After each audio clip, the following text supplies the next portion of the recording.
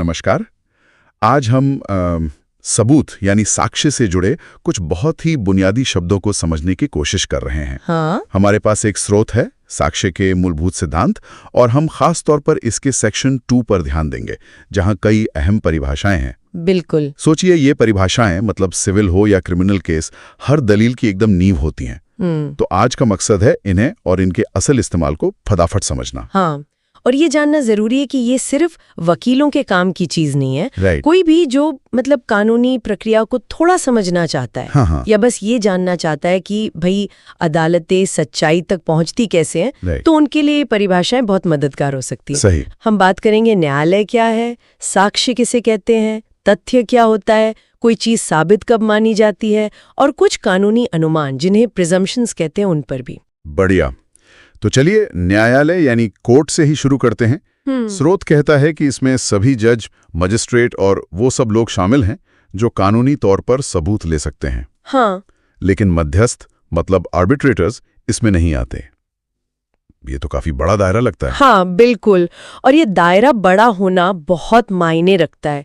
इसका मतलब ये हुआ कि सबूत लेने की जगह सिर्फ वो कोर्ट का कमरा ही नहीं है। अच्छा। जैसे आपको याद होगा, महाराष्ट्र राज्य बनाम डॉक्टर प्रफुल्ल बी देसाई का एक मामला था। हाँ, सुना है। उसमें सुप्रीम कोर्ट ने कहा था कि भाई वीडियो कॉन्फ्रेंसिंग से भी अगर सबूत लिया जाए तो वो मान्य है। तो ये दिखाता है कि कानून कैसे टेक्नोलॉजी के साथ चल रहा है। अच्छा, तो मतलब न्याय की प्रक्रिया सिर्फ बिल्डिंग तक ही सीमित नहीं है। दिलचस्प है। बिल्कुल। ठीक है, अब आते हैं तथ्य यानी फैक्ट पर। स्रोत में लिखा है कि ये दो तरह के हो सकते हैं। एक तो जिसे हम अपनी इंद्रियों से महसूस कर सकें, जैसे कुछ देखा या सुना। हाँ, जो फिजिकल है। और दूसरा है मानसिक स्थिति, जैसे किसी का इरादा क्या था या कोई खास राय होना।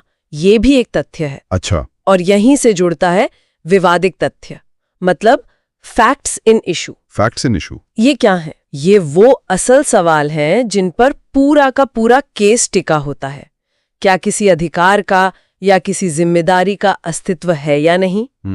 जैसे स्रोत में वो हत्या का उदाहरण है ना। हाँ। तो सवाल क्या है? क्या ए ने बी की मौत की? क्या उसका इरादा था? क्या उसे उकसाया गया था? ये सब क्या है? ये फैक्ट्स इन इशू है, मतलब मुद्दे की जड़। समझ गया। तो ये वो सवाल हैं जिनका जवाब सबूतों से ढूंढना है। बिल्कुल। तो फिर साक्ष्य यानी एविडेंस क्या हुआ? स्रोत कहता है दो तरह के हैं। एक तो मौखिक, जो गवाह बताते हैं। हाँ। गवाहों के बयान, ओरल एविडेंस। और दूसरा दस्तावेजी, सही, डॉक्यूमेंट्री एविडेंस। और देखिए, दस्तावेज या डॉक्यूमेंट की परिभाषा आजकल कितनी बदल गई है और कितनी अहम हो गई है। हाँ, कैसे? इसमें सिर्फ कागज ही नहीं आते, अब इसमें इलेक्ट्रॉनिक रिकॉर्ड्स भी शामिल है, जैसे ईमेल, कंप्यूटर के सर्वर लॉग्स, कोई डिजिटल फाइल। अच्छा।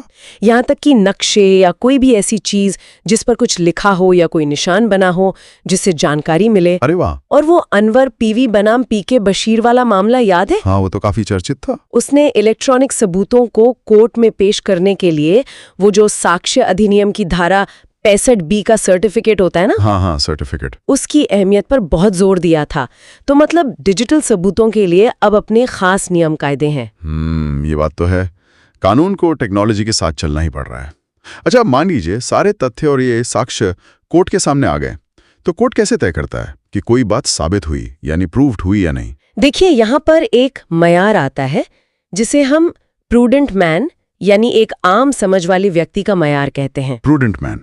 हाँ, कोई तथ्य साबित हुआ तब माना जाता है जब कोर्ट को या तो पूरा यकीन हो जाए कि हाँ ये बात हुई है, या फिर उन हालात में एक आम समझ का आदमी यही मानकर चले कि हाँ ये बात सच है। मतलब 100% गारंटी नहीं, पर एक तरह का प्रैक्टिकल यकीन। बिल्कुल सही, ये प्रोबेबिलिटी की बात है, पुख्ता सबूत की नहीं। और अगर यकीन ना हो, मतलब साबित ना हो पाए, तो वो असिद्ध माना जाता है, डिसप्रूव्ड।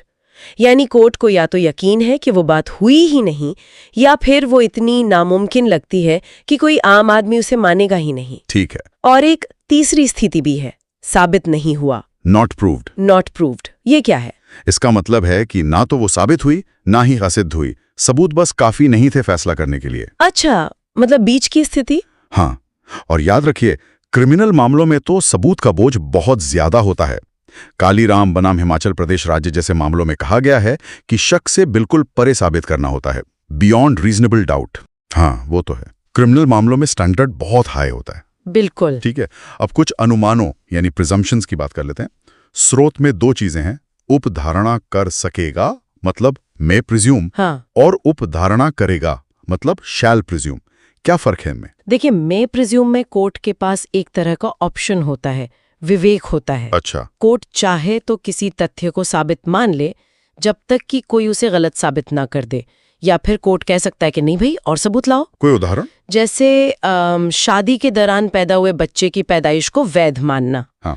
कोर्ट मान सकता है, पर इसे चुनौती दी जा सकती है। ठीक है। और शैल प्रिज्यूम? शैल प्रिज्यूम में कोर्ट के पास कोई ऑप्शन नहीं है।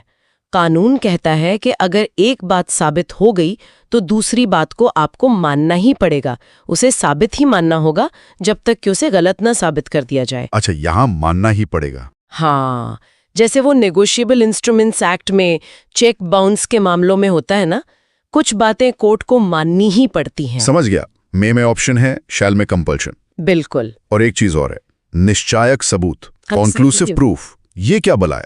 ये सबसे पक्का वाला सबूत है, अकाट्य। सबसे पक्का? हाँ, जब कानून कहता है कि एक तथ्य दूसरे तथ्य का निश्चायक सबूत है, तो अगर पहला तथ्य साबित हो गया ना, तो दूसरे को अपने आप साबित मान लिया जाएगा। बस फिर कोई और सबूत पेश करके उसे गलत साबित करने की कोशिश भी नहीं की जा सकती। अच्छा, मतलब बात वही खत्म। हाँ, बिल्कुल। जैसे बिहार राज्य बनाम राधा कृष्ण सिंह मामले में से समझाया गया था, ये एकदम फाइनल होता है। तो ये थी साक्ष्य कानून की कुछ बुनियादी कड़ियां। न्यायालय के इतने बड़े दायरे से लेके तथ्य, साक्ष्य, फिर कोई बात साबित कैसे होती है, और ये कानूनी अनुमान, ये सिर्फ परिभाषाएं नहीं है, बल्कि हाँ, ये पूरा ढांचा है जिससे समझा जा सकता है कि कानूनी प्रक्रिया में सच को कैसे स्थापित किया जाता है। बिल्कुल सही कहा। और जैसा हमने बातचीत में देखा भी, ये परिभाषाएं कोई पत्थर की लकीर नहीं है। टेक्नोलॉजी, जैसे वो वीडियो कॉन्फ्रेंसिंग की बात हुई, या डिजिटल सबूत, हाँ। ये सब चीजें इन्हें लगातार बदल रही हैं, प्रभावित कर रही हैं। और इससे एक बहुत दिलचस्प सवाल भी उठता है आगे के लिए। क्या?